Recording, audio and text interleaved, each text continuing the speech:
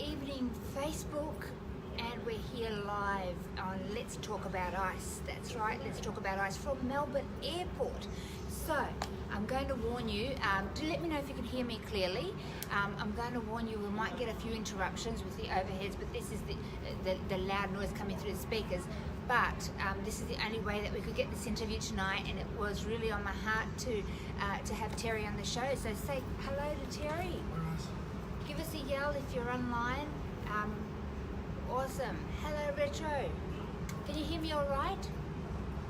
You got sound? Just give me a yell if you've got clear sound. Awesome.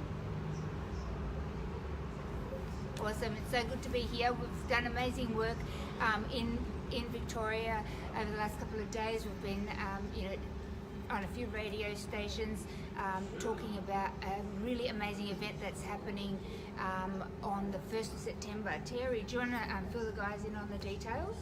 Guys, I'm putting this to you. 1st of September. Yeah. Australian Anti-Ice School Gala. Very important to attend. And it's a ball, isn't it? It's a ball. And I know that we've got some amazing artists. We do have Jaden Wright is a kickboxing champion. Wow. We do have Stiletto Entertainment. We have STAA, the band. Wow. They're really good, I've heard them. Yeah, Joe White, the comedian. Thank you, Joe. We also have yours truly talking as a guest speaker. That's a surprise. Wow. We also have a couple other dignitaries, some special secrets. And I heard a little secret today in the studio of the radio station 88.6, I think. Over the next 3 days we're going to be crossing live, pre-recorded. It's pre-recorded. I can't be live. Tomorrow, Saturday, and Sunday on 88.6. Plenty Valley FM. Oh, that's right. Yep. So they. We were on there today, and we were talking about some auctions, silent auctions that's going to take place at this event on the 1st of September in Victoria at Melrose Reception Centre, 7 p.m. kickoff, is that right? Yep. And we have, I believe, a Collingwood jumper or jersey and football that's been signed by all the players. That's really exciting, and I think there's some other special silent auctions that are going to be happening. North Melbourne, Benjamin Brown signed top as well. Wow, that's He's awesome. actually in running for Cobble Medal and the Brownlow, so you need to get this. That's right, yeah, that's awesome, that's exciting. And all in the name of education and awareness regarding the drug ice. So if you're in Victoria, we're urging you to attend, okay, and support the cause. It is a worthwhile cause. We're educating youth in high schools from year 7 to year 12 on the dangers of the drug ice. So we're really, it's a really important cause, and we hope to see you there. I will be there, Terry will be there, and there'll be a lot of amazing people. I believe, who's going to be there, Glenn? Jackie Lambie. Jackie Lambie will be attending. Thank you, Jackie. We're really looking forward to meeting you and having you stand with us in the fight against ice. Together we're putting the freeze on ice in our nation. And now, over the last week, we've been able to come down to Victoria and promote that amazing event, but we've also been to Sydney. So guys in Sydney, hello. It was so, hello Angela. That's one of our Sydney people there, our team there in head office in Sydney, and we have worked closely with Caringbah Rotary Club, and we got to meet Eddie's group as well. They do a lot of amazing work on the street, and hello Aaron, here we go from Sydney again. It was awesome spending time with you guys, and I look forward to seeing AAIC roll out throughout Sydney. I'm really, really excited it was happening there. So that was incredible. Got to meet some beautiful people, some presenters that have had a journey recovering from ice addiction, and they're raring to go and share in the schools and in the communities in hope that other people don't have to go down that same path. Yeah, so we're really excited to have started that Sydney team finally. It's been a long time coming, but we have full support of the Rotary Club at Caringbah there, which is awesome, and we've made new friends and new families, so that was awesome. But today we are in Melbourne Airport, so I'm sorry we're not on the couch, not on the red couch, but we are going to be sharing our heart as if on the red couch tonight. So Terry's agreed to come on the show tonight and share his journey and recovery, and to tell you a little bit about what he does with us here in Victoria. So welcome, Terry. Thank you so much. Welcome, guys. Thank you so much. Terry's an integral part of our Victorian team here and one of the educators. And we do, we'll be doing a lot of work within our businesses as well. So at the moment, Terry's in Victoria looking out for sponsors to help sponsor schools within Victoria, so that we can go in and run the education programs for schools in Victoria. So if you're somebody that's in Victoria and you're interested in sponsoring a school to become educated and protect those youth on the dangers of ice, this is the man to see. So guys, you know me, get on there now. Sponsor us. It's bossy. I think no, we really appreciate it, because our kids are our future. We'll go to the website. You can go to the website if you want to help. That's www.australianantiicecampaign.org.au. Good evening, ladies and gentlemen. Virgin Australia is travelling to Adelaide on flight to BA 243. Boarding for this service will commence shortly through gate 1 and will close 10 minutes prior to departure. We kindly ask you to fill in well yourself with your seat number, and please remain within the gate area until your roll is called. I wish we could turn that off, but we can't, so I'm really sorry. Hello Desiree, Stacey, really good to see you online tonight. Oh, am I going to run for Parliament? No way. No way. I think we have enough people in Parliament, and there's a lot of amazing people. They're doing great work, and they are joining forces with the Australian Anti-Ice Campaign in order to stop this epidemic that we have in our nation. We're here to put the freeze on ice, guys. So Terry, thank you for joining us on the couch tonight. And you guys, if you can't hear me clearly, please let me know. Terry, I just want to know a little bit about your background. How old are you? 43. You're 43. Sorry for asking. I know you don't ask women these questions, but I think guys are all right. So tell me a little bit about, like, when were you introduced to ice? I was introduced to ice at a later age, like in my mid-30s. Wow. Yeah. So did you have a history, like, of using drugs or? I used to be pretty bad alcoholic. I used to drink quite a bit, and other drugs I wasn't a big fan of. Yep. But yeah, just something that gave me a release from society. Yep. You hear that a lot. People think that by taking substance that it's going to mask, give them relief from their problems, and it probably does temporarily, and really temporarily, but the repercussions of that's really huge. So Terry, paint the picture for us. What happened, and how were you introduced to this drug, ice? I was introduced by a friend that told me to try it, and like our motto goes, not even once, I tried it once. Yep. I went downward spiral and went to the bottomest of bottomest barrels, like literally where the devil is. He was my best friend. Yeah, I've heard that. I've heard that statement before. We call, this drug, Satan in disguise. But so a friend of yours said to you, what? What did he say? He goes, "Oh, try this. I've had it for a while. It keeps you awake and you're all good and no problems." So me being another deterrent to keep out of the darkness in society, Yep. I thought I'd try it. And so, did you know what it was when he said try this? I knew what it was, but I didn't know what it did to you. Okay. I didn't know what it did at all. Did you know what was in it? No. Okay.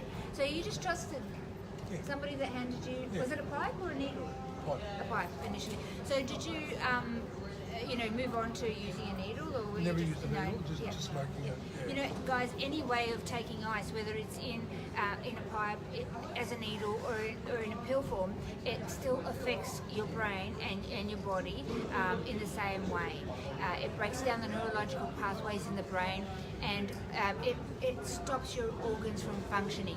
It eats away at your vascular system, and you have to then, if you get out of addiction, you actually have to create new neurological pathways in your brain to be able to start functioning again. And that process of recovery from ice addiction can take anywhere from 12 to 18 months for your brain to stabilise and for you to be able to start using the frontal lobe of your brain at what we call normal, Terry. So So your friend introduced you to this pipe and said, you know, trust me, it's just going to make you relax.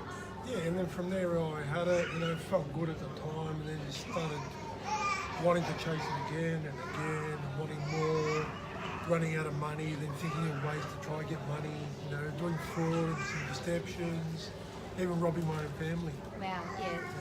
That's what happens. And so did you get in trouble with the law? Yeah, I did. I did a bit of prison over it as well, you know, Wow. frauds, ripping off people, and Wow. So- homeless for one stage. Really? Yeah. How long were you homeless for? About 3-4 months. Wow. Homeless, yeah, because what I did to my family, they refused to have me at home. Yep. And fair enough, rightly so. Of course. So, you know, this is what this drug takes you to. You know, that's not who Terry is, but that's what happened because he engaged in that journey called Ice World that we talk about. And, you know, it really does, it hijacks the frontal lobe of the brain, and you're operating on the animal instinct of the brain, which is the midbrain, and you'll do whatever you need to do to get the next hit, because the downward spiral of depression, anxiety, psychosis, paranoia is so deep that you will do whatever it takes to get the next hit, and even if that means, you know, stealing from your family and really incriminating yourself. I mean, you ended up in jail. How long did you do in jail? Previous times, all up in total, I did a couple of years. Yeah, and that. How was that, Terry? That, I mean, not a lot of. I mean, I know. I don't wish it on anybody. I don't wish it on anybody at all. It's, you lose all your lease on life. You have no contact with the outside world. You do have the odd phone call, but no contact. And you're in there with people that are of likeness on the ice. Yep. You know, they're thinking how they're going to do their next rip-off, their next thing when they get out. And just a bit disheartening. Yeah, very dark, Yeah. they say. So I've heard that in the prisons that there's still drugs in there. There is. Yeah. There is quite often. Yeah. And so did you engage in? No, I inside? actually had a firm mind, and you know, I actually asked God for forgiveness when I was in In jail? Yeah. Wow, that's awesome. And so, like in jail, you were able to, I guess, repent and turn your life, start turning your Yeah. life around. What an amazing story, Terry. Did somebody like come and talk to you about that? I just had about, enough. I had enough of the life. Wow. You know? So how long were you addicted to ice and living in that ice world? 3 years. Wow. And how But quick- full on 3 years. Yeah, how quickly did it take over your life? Like that. First time. Wow. First time. How long did it take, Terry, for you to become homeless? Within 6 months. Within 6 months. And how long did you start to get, later down the track, did you start to get into trouble with the law?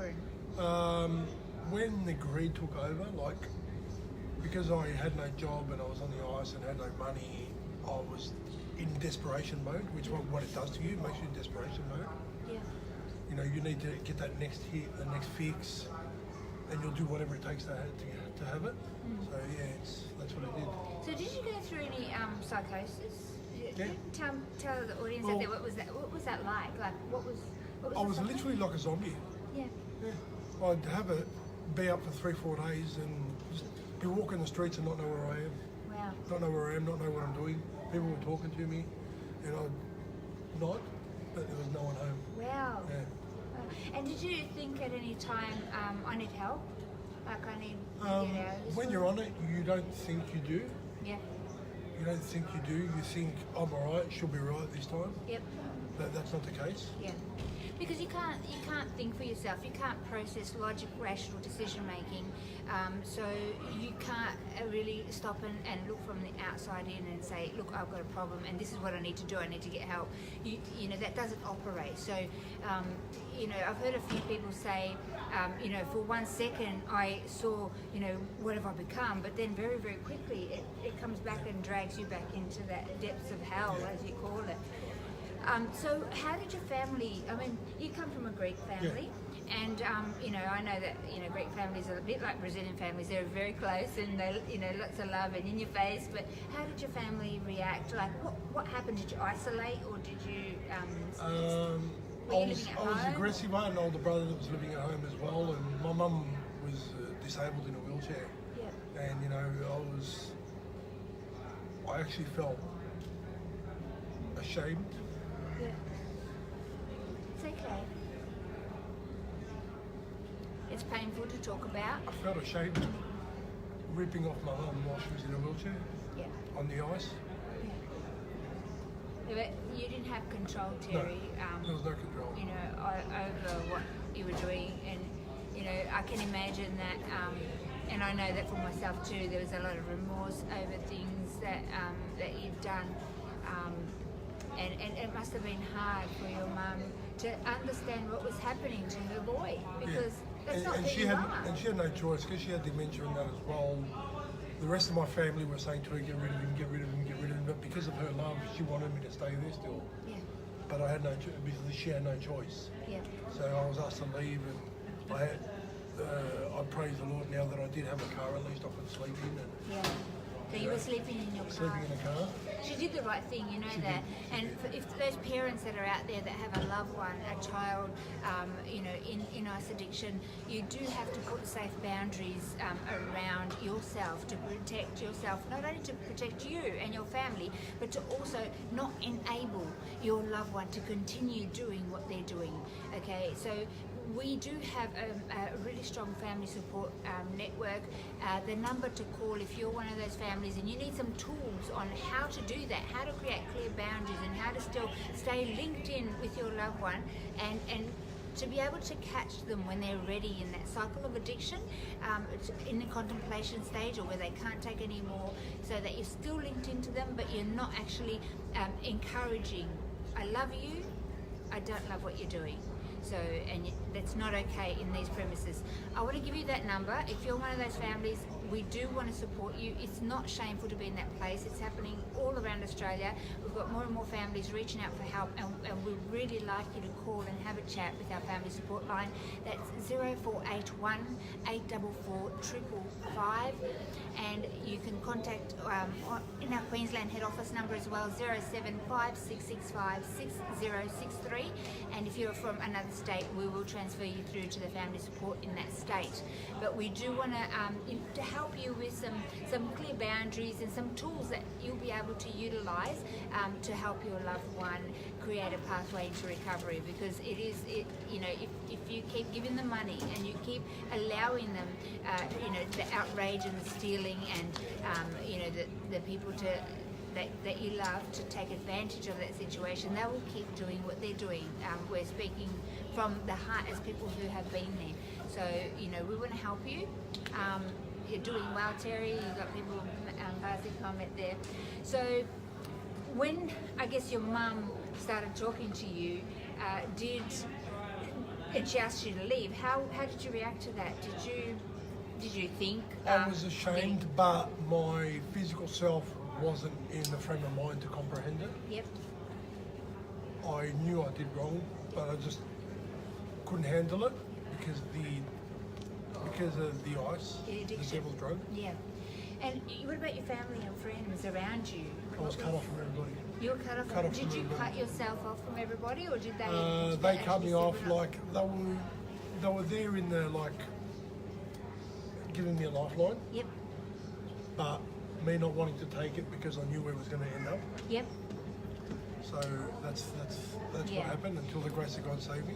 And that's what happens because, you know, people around, you know, that they want to help you, but you don't think you need help. You think you're all right. I don't have a problem. I don't have an addiction. Correct. I'm fine. And if people don't understand that, you kind of isolate everybody and you just keep on that journey, tunnel vision. So what happened then when everybody isolated you and you were homeless and you were living in your car? What happened? That's when all the fraud started. Like Yeah. I'd be 3-4 days with the same clothes, you know, and smell. Yeah. That's what happened, you know. You rip off someone or make money with, you know, doing the fraud that you do just to get by, to get Yeah. accommodation, just somewhere to live. I was sleeping in toilets at one stage. Yeah, yeah. You know? And that's why we did the CEO sleep out for Vinny's, because a lot of people that are on ice end up homeless, couch surfing. I did a bit of couch surfing as well, but a lot of people also on the streets end up being given some ice to, and they accept it, not knowing what's going to happen. Homelessness has gone up and, out of control, and also mental health services has as well.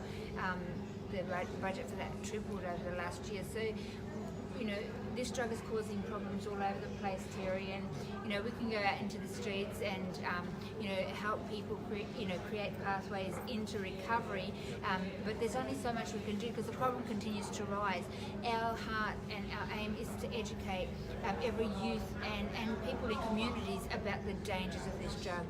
To let people know that marijuana is being laced with ice, that ecstasy tablets are being cut with ice, they've got like little lollies that they look like lollies, they're not really lollies, but they're being given out to girls, and there is ice injected in that. So to have that knowledge is so important, because that could be your kid, and it could be your loved one, your mum, your sister, your brother. Yeah. So we're really, our hearts are to educate. A lot of them need to realise as well, it's actually made under a sink with brake fluid and Drano and nail polish remover. Do you really want that inside you?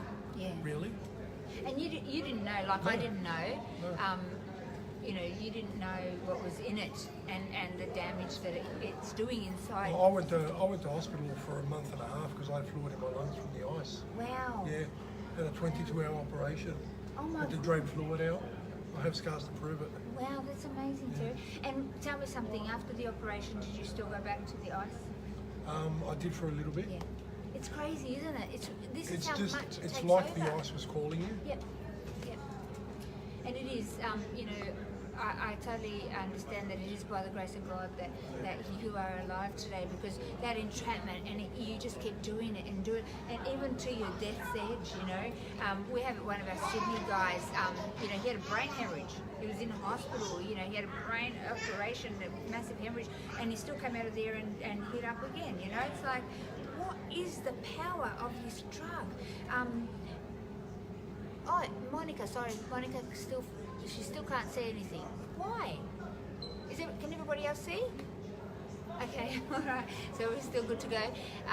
The power in the addiction of this drug is just so, it really does suck everything out of you, and nobody deserves to be in that entrapment. So It takes your humility. You're not a human on that drug. Yeah. You're not actually a person. Through the grace of God, I'm actually fully restored, and I'm the person I am. Terry, I can't even imagine. I hear you, and like myself, I can remember, but it's just like another lifetime ago. And knowing you and everything that you do in the community today, and who you are, and sharp as a tack. Look at him in his blue suit, and he's not even wearing t-shirts. Yeah. Don't forget, you can get your t-shirts on our website, and all the proceeds from these t-shirts go to help us educate more youth on the dangers of ice. So that website address is www.australianantiicecampaign.org.au. So you can get the Not Even Once message, ice not even once, or you can get the Don't Meth with Meth. Yeah, don't meth with meth. So, it's really cool. Free for free. Free for free. So, Terry, tell me what happened. Then your friends and your family kicked you out. You're homeless. You're doing fraud. How did you get caught? What? I got caught by simply doing something stupid. I was in a train station and I didn't tap on my key. Wow. Yeah, that was the reason. Didn't tap on my key. Then they asked me for my name and details. There was a warrant out for my arrest. They arrested me and had me in custody. Wow. Yeah. Such a small, thing like From that. a minor thing. Wow. And Because I couldn't afford the money, yeah. it was like a lesson learned Yeah. and being delivered from evil. And that took you Yeah. into prison. Yes. And then I cried out. that's where you cried out and you Wow. had enough. Wow, Yeah. that's amazing. The And key for me as well, when I got out of prison, I changed my phone number. Yes, that's And huge. had a good circle of friends around you is the key, guys. If you stick to the same, you become the same. That's right, Terry. And we do encourage people that are stepping out of that cycle of addiction to get some support. Okay, if that's you that we're talking to, we'd really love to hear from you. We have buddies like us, that will walk with you in the early stages of recovery. And the three important things that you need to know, that if you are stepping out of that addiction cycle, is you do need three fundamental things: a tripod system of support around you as such. One of those things is a buddy. And we've got plenty of buddies that are willing and waiting to support you, and show you what we did that worked. The other thing is to go to group therapy, NA, AA, CMA, church, and just a group of people that will love you back to life unconditionally. Okay, and the third thing is to tap into a drug and alcohol counsellor, an AOD counsellor, and you'll initially need to see them sometimes 2 to 3 times a week even, but that is the fundamental tripod system of support, and we want to see you fully recover. We are still on a tripod system of support, and I've been in recovery for almost 6 years, and you have been 2.5 years, and that is really important to continue your recovery process. Sure, you might not see your AOD counsellor once or twice a week, they might be months apart later down the track, but you still need that support network and to help to be, love back to life. And the key to it is the love. The love is the key. Yeah. People love around you. It'll keep you in the light so you don't go back to where you were.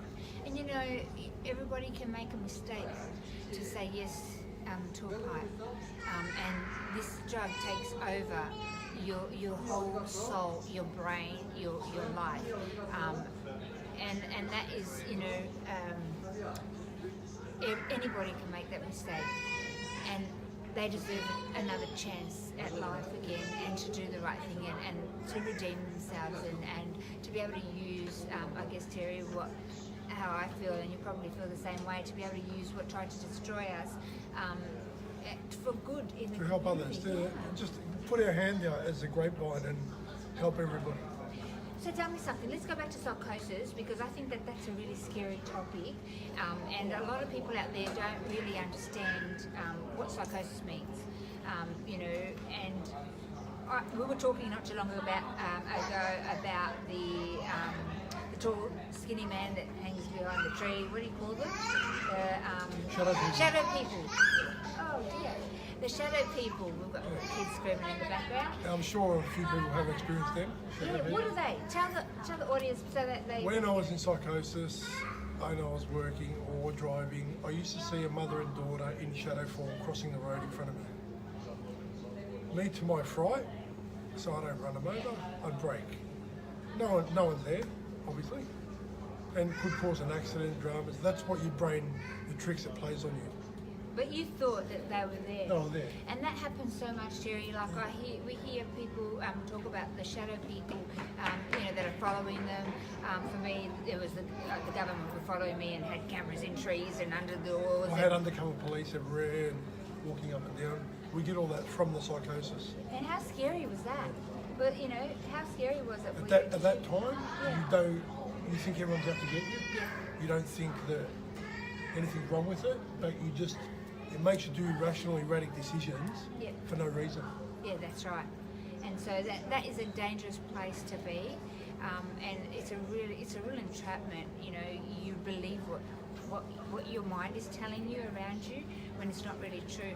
And I've known people to hurt family members, and even people have ended up in jail because they have really hurt their family and their loved ones because they were in psychosis. So there was a story that I heard. A young lady was helping her sister who was in addiction, and her sister. This lady had her partner, they lived together, and her sister was in the shower, and she took so long, hours in the shower, because there's no time in Iceberg, right? So, and the partner was knocking on the door, he had to go to work, so he went to get in the shower. The girl in the shower thought that he was trying to come in and kill her, so she ran out of the shower, grabbed a knife in the kitchen, and chased him down the hallway. And it was lucky for the young lady that took that knife that she didn't stab him and kill him. This is the kind of stories that we hear about psychosis, and it can really, the choices and the things that you do in that period can really, you can't take it back, yeah? So if you could take anything back, Terry, like I know it's made you who you are today and allowed you to have the amazing heart and compassion that you do have today. But if you could, take anything back of that journey,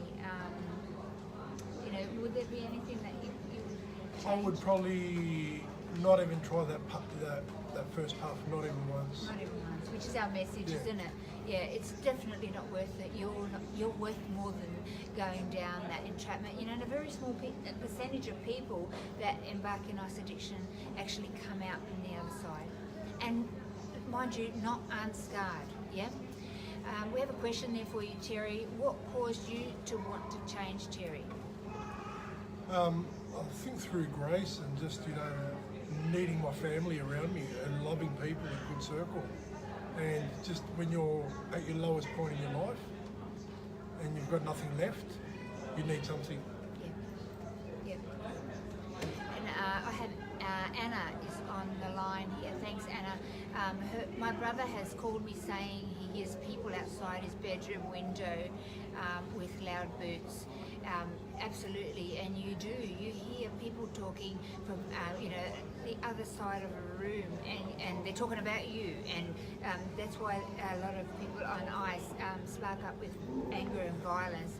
The chemical imbalance in the brain through the serotonin depletion sparks up aggression and impulse action, as well as the paranoia that's going on. So, if they look at you and they think that you're talking about them, and the impulse action and anger. Did you experience a lot of anger? Yeah, I did. Okay. When I was refused from my family to get money, I'd be losing trying to get stuff. I'd sneak in to pinch stuff to go and sell to get the money for the ice. Did you have many fights, like punch-ons and stuff? I was probably too much in psychosis to have any. Yep. Like zombified and just don't care what people do to you, or you don't care what they say. Yep. Yeah, and it does play a big part in ice addiction. We have Rosanna. I noticed my daughter couldn't even put a sentence together properly. Absolutely. And you know what? That recovery process, people that stop using ice, the recovery process of the brain takes 12 to 18 months for the neurological pathways to rebuild, the frontal lobes start operating properly, the chemical balance of the dopamine supply, the transporters and receptors to be rebuild and be working properly.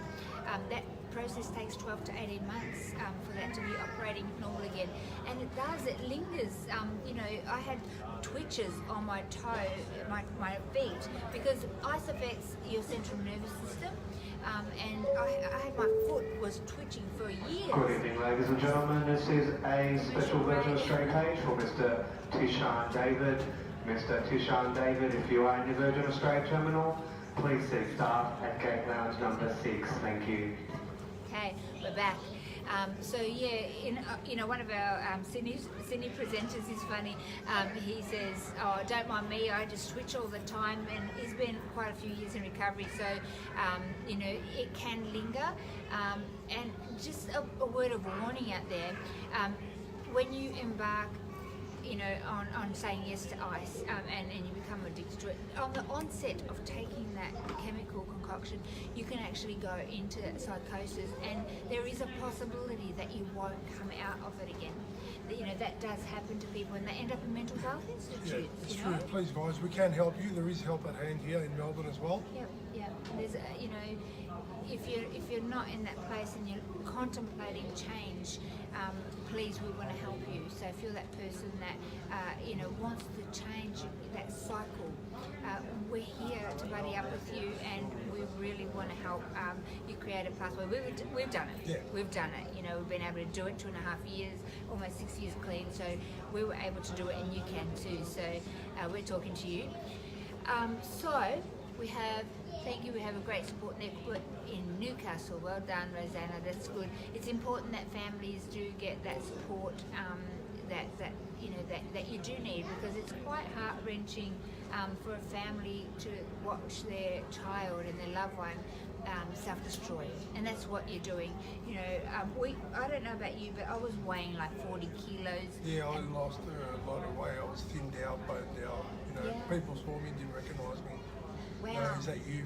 You know, and then that gives you an embarrassment as well. I was thinking, I can't help it at the moment. You know, this thing has taken over your life. It actually takes control of your insides. Yep. It actually like makes you robotic, makes you do things that you would never do. Yeah. You know, and through love and light, I can lead a normal life.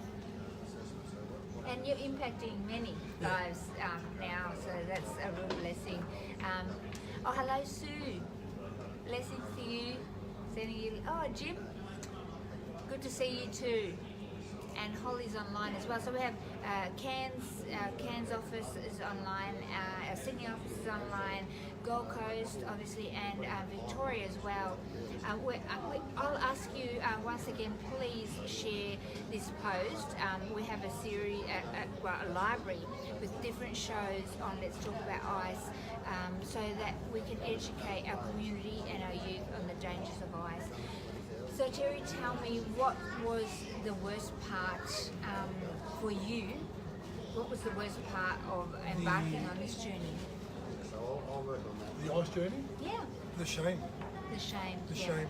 And that's why a lot of people isolate. A lot of people, people isolate on this drug, and I went to another state, but you push your family, your friends away, and you isolate yourself because you're in shame, and that's when your family can't see what's going on, and they can't, mirror to you and say, you need help, and if you are somebody that that may be interested in helping your community.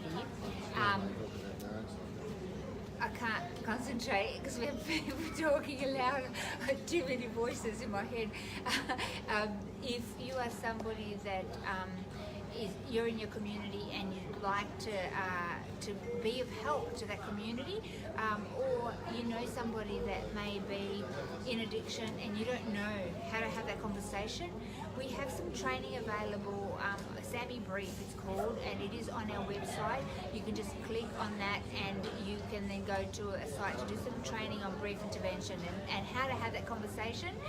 We also have dual diagnosis training through Optimal Health Group, and that's a 2-day intense training, and I encourage any parent that has a loved one or a family member that has a loved one in addiction, please do that training, because it'll just open up a huge amount of knowledge to you to understand the underlying issues of both addiction and recovery, and how you can help.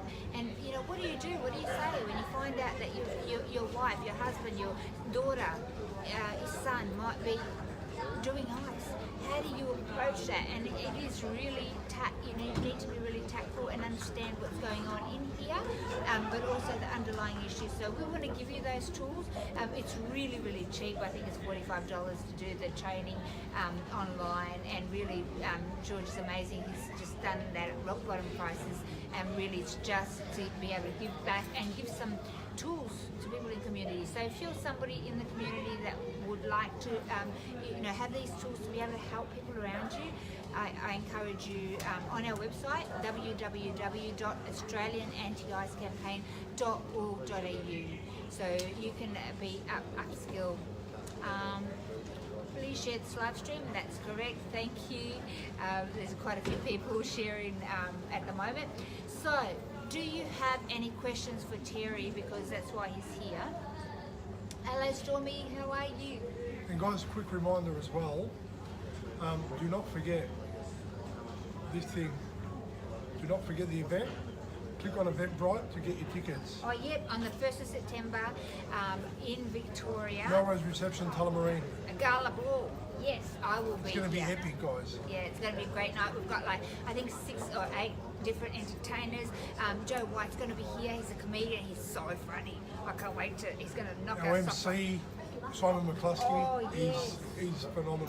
Stiletto dancers and the Dance Academy are going to be performing. DJ Madman, Oh wow! And there's the band. STTA.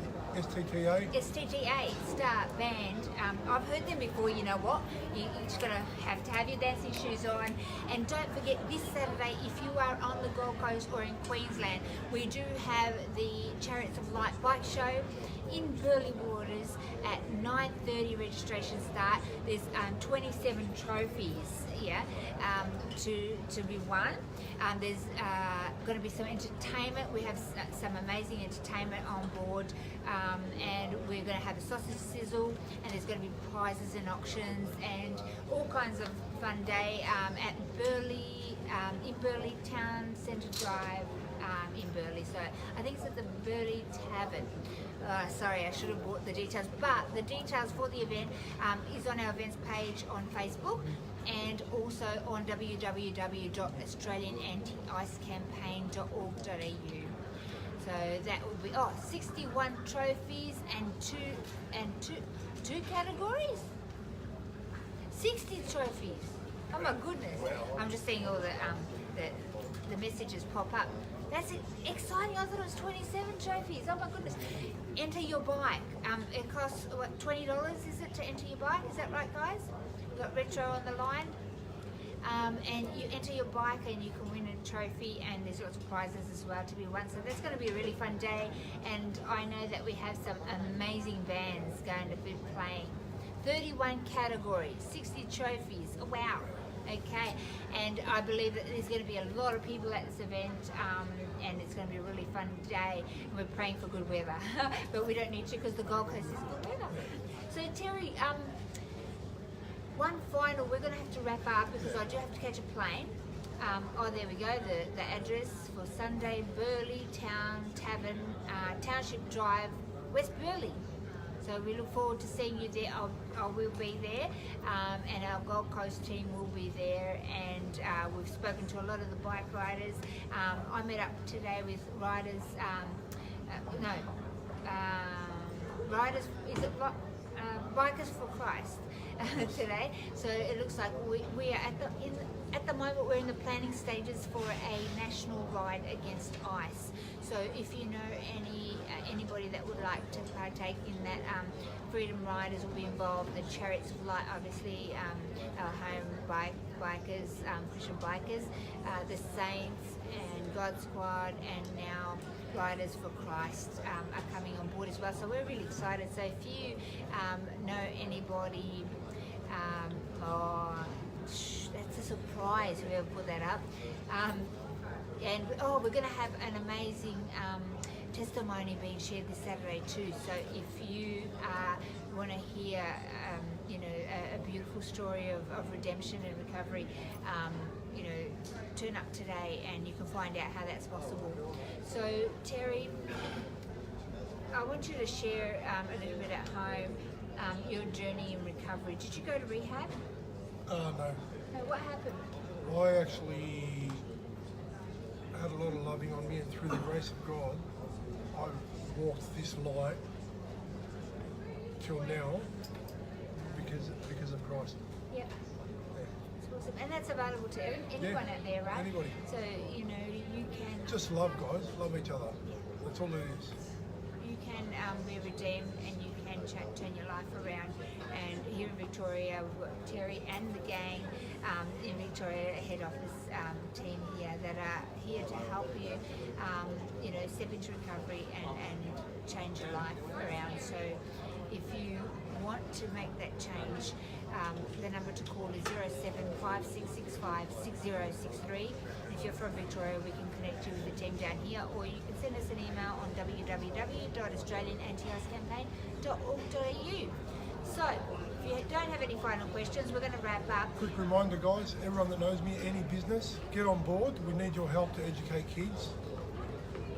$10 per child will save a life. Yeah. Please, guys, get on board.